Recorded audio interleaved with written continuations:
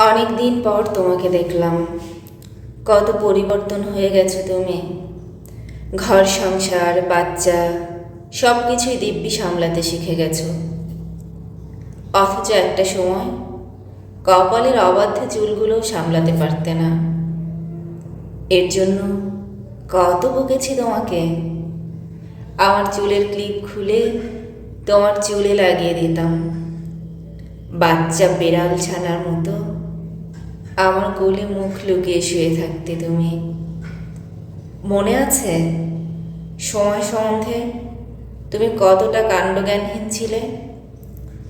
তোমার জন্য অপেক্ষা করতে করতে আমার ক্লাসের সময় পার হয়ে যেত, তবুও অপেক্ষা করতাম শুধুমাত্র এক পলক তোমাকে দেখব বলে।